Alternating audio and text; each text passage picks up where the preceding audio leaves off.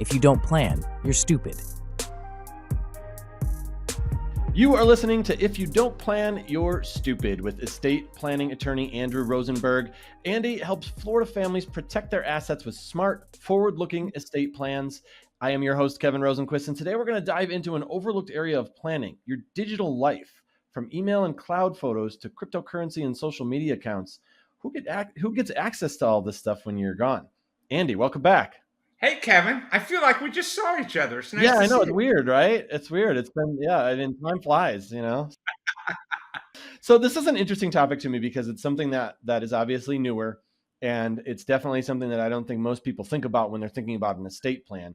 So when an estate plan refers to a digital asset, I kind of teased it in my opening, but what exactly does that entail? This is somewhat new, obviously, because of what's going on with the world we live in. But when we're talking about digital assets, we're talking about any content or information that you have digitally. So, on the computers or in the cloud or anything like that, and that you have some sort of an interest or right to. That's really what we're talking about when it comes to digital assets. And it's not just financial stuff. It could be sentimental stuff as well. So, give you an example. It could be bank accounts, right? Your online banking account.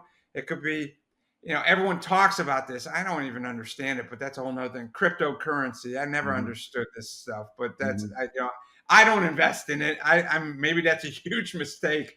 But if I can't touch it and feel it, I don't want it. Yeah. So yeah. So cryptocurrency, that's an example of a digital asset. Online banking is an example of a digital asset. A huge one is your social media. So I'm on LinkedIn, Facebook, the YouTube channel, all those those are all digital assets, believe it or not. How about I have a lot of cloud storage that we use for my photos. Photos is a big one, I would imagine. Yeah, I mean, I'm getting old because I used to have actual photos, right? Mm-hmm. And actual videos, like VHS tapes. Yep. Then they got converted onto CDs, right? Then they got converted onto thumb drives. Now they're in the cloud. The cloud is a digital type of asset. Yeah. Here's another one. I own a business, right? Andrew G. Rosenberg, PA, my law firm, and I have a website, rosenberglawfirm.net. That is a digital asset. My law firm is a digital asset. I have a book that I wrote, and I have rights to that and copyright and all this kind of stuff. Those are all digital type of assets that we have. And it's not, I always like to tell people, yes, it's digital assets, but it's also liabilities that you kind of got to think about when you pass away or you become disabled. How do you get access to pay the bills for your car loan, for your mortgage payment, your credit card bills that come in? How you got to be able to get online to be able to pay that bill online, right? Your life insurance, you want to have that continue if you're unable to handle things. How does that all get paid?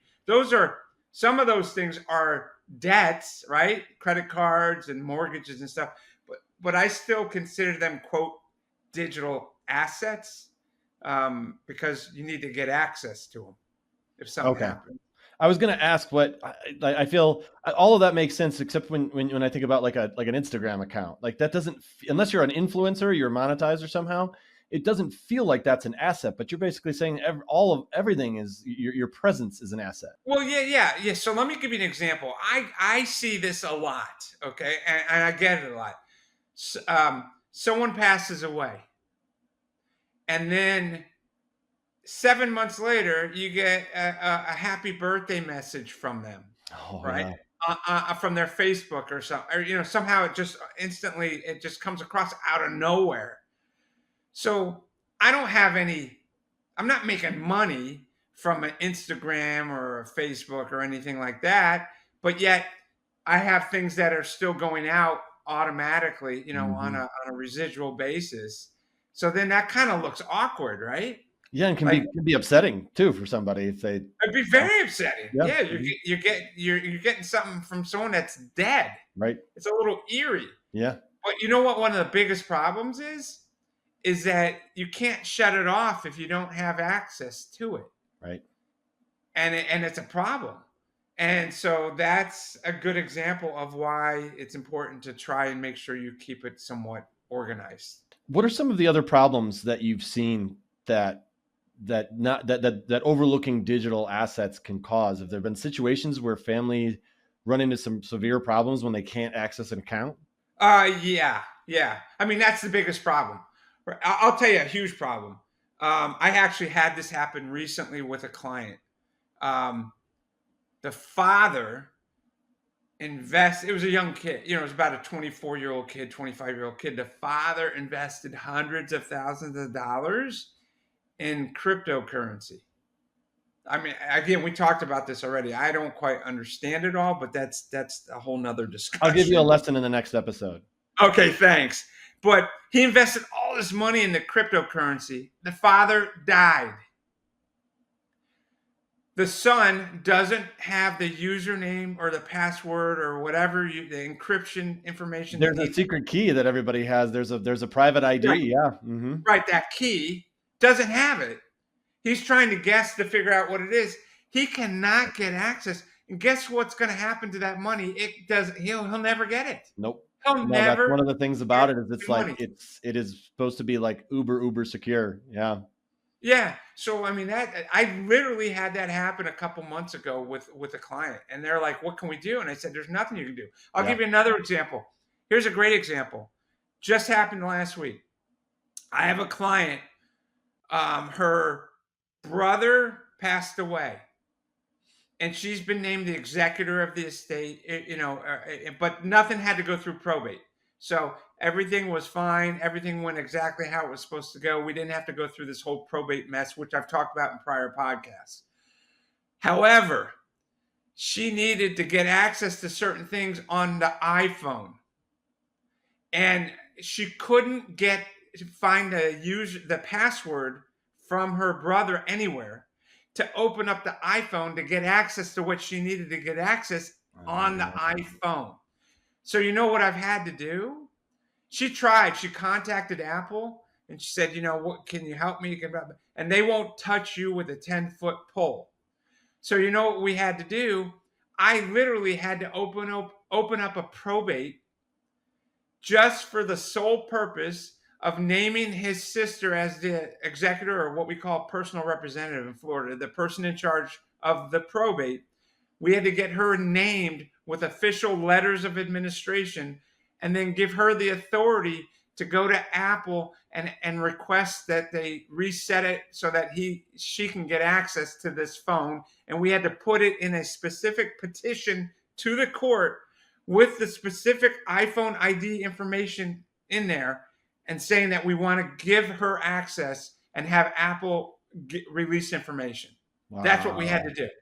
So you don't think it's a problem? It's a freaking disaster. Mm-hmm. This is just a train wreck that's going to continuously happen over the next several years as we get more and more people doing these digital everything. Yeah. And then not doing what they're supposed to do legally to make sure things are taken care of. So that's a great segue to what I wanted to ask you next. How do we protect ourselves legally in these scenarios? Well, funny you should ask that, Kevin. You're prepared. Yeah.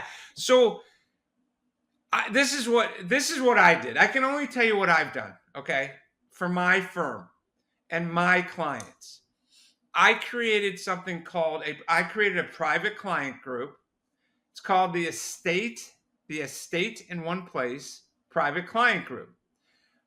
There's a lot of benefits that my clients get for that service. But one of the key benefits that they get is they get access to what I call a legacy portal. And what it is, it's a private site that you personally will have your own username and password, okay? And then you go in there on your own free time and you start entering where your assets are, where your liabilities are.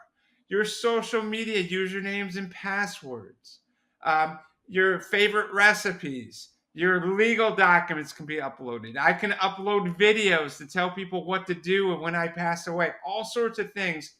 And the only thing that is required to get access to that as the person, when the person passed away, is a username and password. So what do?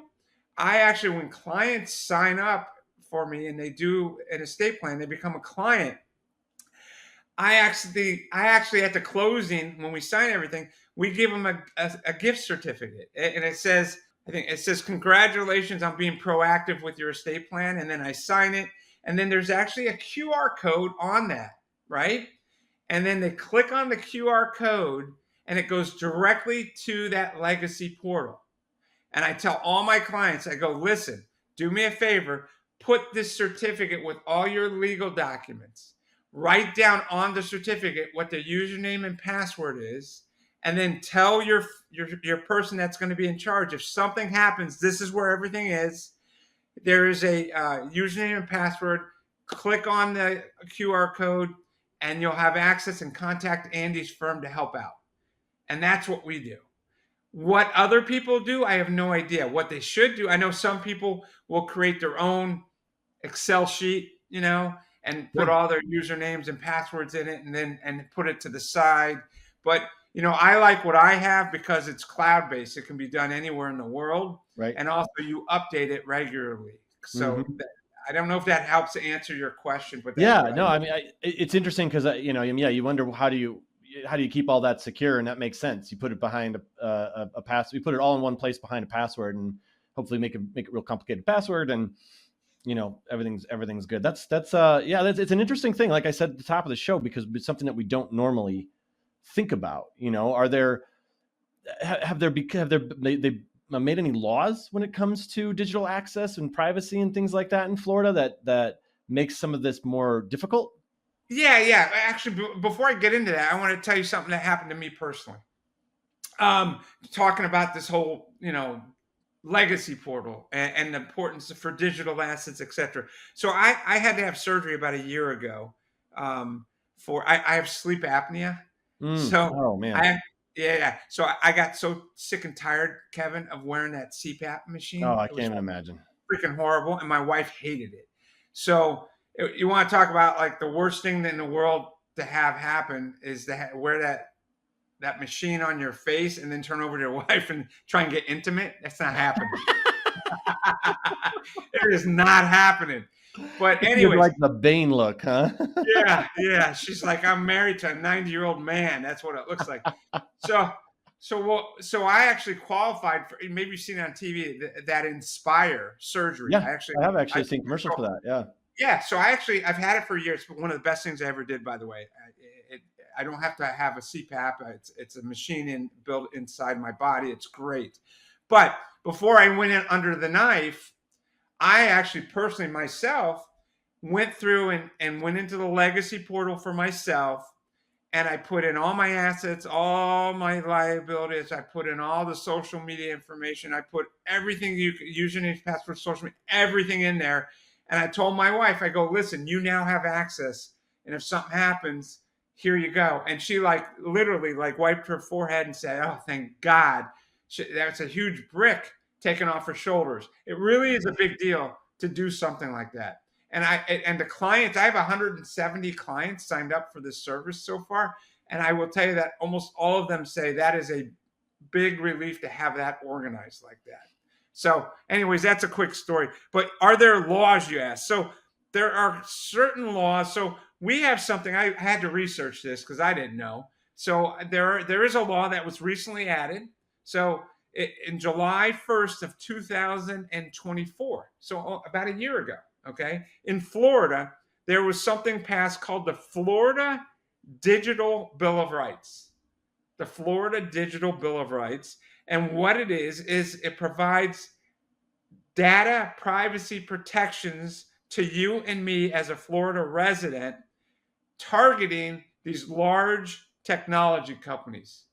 That's the only purpose of it. So it's not what you thought, right? I thought it would be something else, but it's a Florida digital Bill of Rights, and it basically says I have rights about protection and privacies against these huge companies, but it's very limited. It's only limited. The company has to do $1 billion or more of business to qualify and have to be part of that service.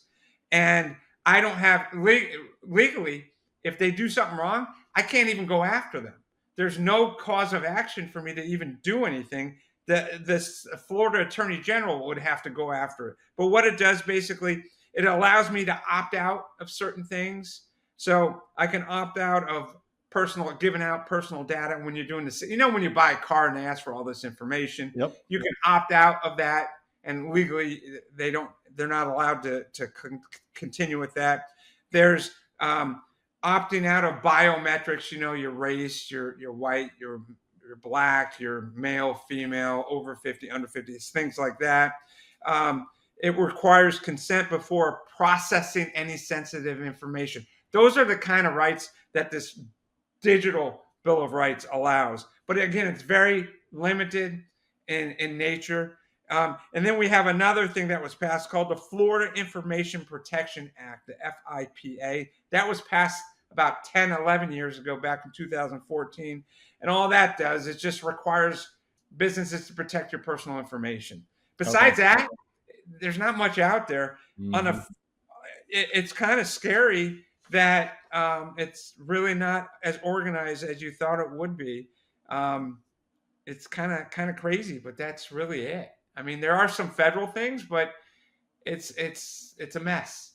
I think they're trying to figure out what to do as it continues to evolve, and the digital assets get more and more complicated. Yeah, for sure. And I wanted to ask you about crypto. I know. Don't worry, I'm not going to ask you to tell me what it is or anything like that. But yeah, I can't tell you what it is. Okay. But for people who do invest in crypto, is your legacy portal, is that the place to handle that, or because it's an actual, could be highly valuable financial amount, is that done in a different part of the estate plan? I mean, that example we talked about earlier in this podcast, where the kid doesn't have that key that you need. That's a perfect example of where you can put the key. It's protected because you have username, password, and it's dual authentication, blah, blah, blah, all that good stuff, so that it's protected. But then once you get in there, then you have it.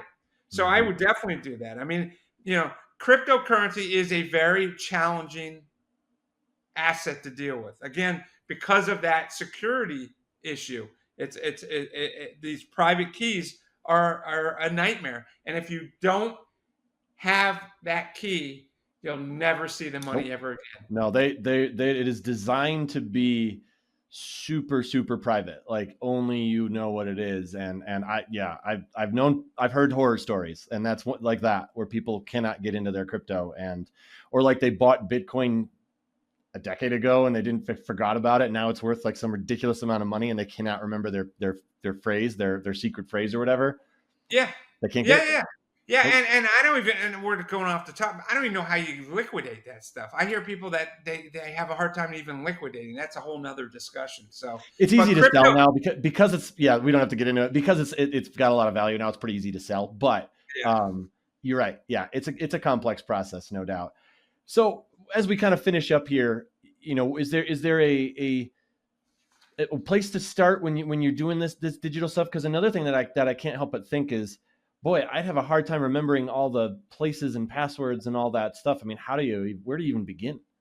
Yeah, again, do exactly what I said. I created that legacy portal situation. So my advice is to put together in one place a detailed inventory of all these types of things with all that information, but make sure obviously it's password protected, because you don't want that to be violated.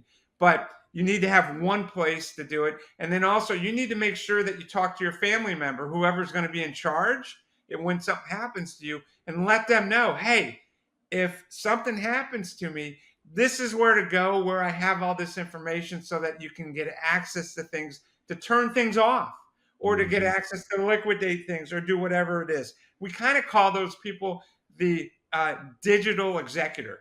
And it might be the same person as the personal representative or executor of your estate, but name one person that is going to be responsible to take care of those digital assets and then regularly update the plan. Those are the three things. Kind of centralize it, name someone that you know that's responsible, and make sure they know where it is so that if something happens, they know how to get access to it, and update it on a consistent basis. Yeah. Well, if we've learned anything, it's that your digital life is part of your legacy. So don't let your loved ones stay locked out. Visit rosenberglawfirm.net to include digital assets in your plan. Andy will help you get your whole plan set up, all from start to finish. Don't forget to leave us a review, subscribe to our channel. We very much appreciate you being part of our community. We got lots more great stuff coming your way. Andy, always great chatting with you. Thanks so much for being here. Hey, thanks, Kevin. Have a great weekend, buddy. I'll talk to you soon. Thanks for watching. Be sure to hit that like and subscribe button and leave us a review in the comments.